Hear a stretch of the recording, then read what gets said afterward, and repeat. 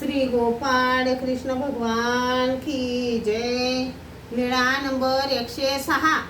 मार्तंडाला वस्त्र फाडताना दिसणारा चमत्कार। एके दिवशी माती काम होत होते। काम करताना माकडाचे बोट चिरले। ते बाईसांजवळ चिंदी मागायला आले। बाई, माझे बोट चिरले, बोटभर चिंदी द्याल का?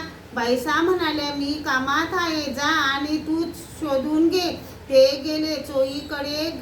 चोहीकडे पाहिले तेव्हा चिंदी दिसली नाही, पण त्यांना सर्वज्ञांचे आंघोळीच्या पूर्वी नेसावयाचे वस्त्र सापडले।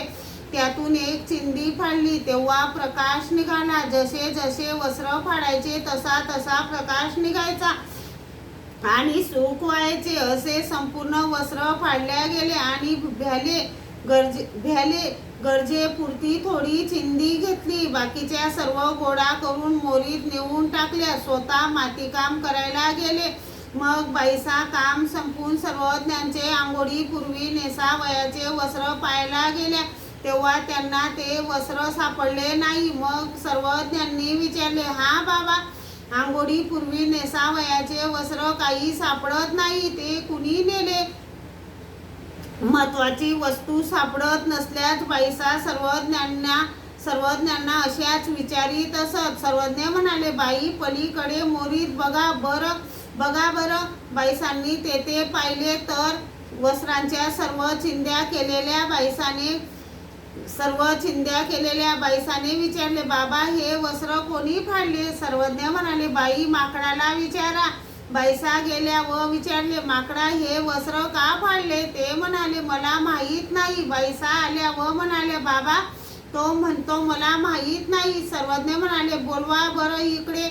बोलवले। सर्वज्ञांनी विचारले, माकडा, हे वस्त्र का फाडले? ते म्हणाले, जी ते असे झाले की माझे बोट चिरले, तर मी बाईसांकडे लहानशी चिंदी मागायला गेलो तेव्हा बाईसा म्हणाल्या, मला रिकामपण नाही, जा तू स्वतःच पाहून घे। मी चिंदी पाहायला गेलो तर मला दुसरे काही सापडले नाही। आपले आंघोळीपूर्वी नेसावयाचे वस्त्र सापडले। त्यातील थोडीशी चिंदी फाडू लागलो तर त्यातून प्रकाश निघाला। जसा जसा फाडायचो तसा तसा प्रकाश निघायचा आणि मला सुखच व्हायचे। सर्वज्ञ म्हणाले, थोडासा चमत्कार दिसल्यावर बंद करावे की सर्वच वस्त्र फाडत बसावे? आमच्या जवळच्या जड पदार्थाच्या ठिकाणी जर एवढे सामर्थ्य येत आहे तर तुम्ही नेहमी आमच्या जवळ असून सुद्धा आम्ही रिकामे असे का म्हणत राहता? सर्वज्ञ म्हणाले, आमच्या सहवासाने तुम्ही कसे व किती पात्रतेचे झाले आहात याचा तुम्हाला अंदाज नाही। मग बाईसांनी सर्वज्ञांना आंघोळीपूर्वी नेसावयाचे दुसरे वस्त्र दिले। नंतर तेल उठणे लावून आंघोळ घातली। श्री गोपाळ कृष्ण भगवान की जय।